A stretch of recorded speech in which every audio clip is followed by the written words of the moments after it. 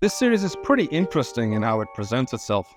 Completely fucking insane. The manga is split into two parts. The first half is being about the death of this girl, trying to understand the causation of her death, while the MC tries to fight his personality disorder. The second half is a lot more complicated. It's very much presents itself as a constant left and right struggle, where revealing smaller details can be considered a spoiler. It becomes a problem trying to talk about it, because revealing any setup for the series is spoiling the first half of the series. I'm gonna have to be vague, so here's this.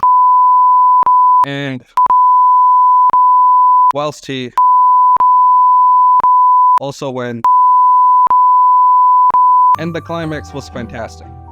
I want to add that although I did enjoy the series overall, I think it kind of goes too intense with it. There are moments where it falls under torture porn essentially, and it's not fun. It's not fun. It can be very gruesome, and I understand that it's to showcase the horrendousness of human nature, but now as an old man of 23 years of age, feels like I cannot stomach these kind of things. Maybe when I was 14 and thought that edgy things were the coolest thing you do with story writing, but now I'm just very grossed out. I want to say that I like the ending thematically speaking. Usually these types of endings don't really make sense, but it does here because you got to see the effects of a character's action. Hate breeds hate, as it were. And I think the author does a really good job of showcasing that. I've seen some complaints that the author doesn't portray the personality disorder correctly, but these are minor issues. Like, it's not meant to be portrayed correctly. It's a plot point.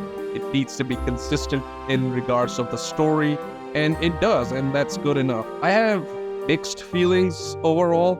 I think the core story in the second half is actually pretty good, but at the same time, there's too much violence, and the twisty McTwisty part of the story feels excessive and unnecessary. Overall, I did enjoy the series. I think it's got enjoyable characters, a fun and interesting plotline, but it's pulled down by its very own violence.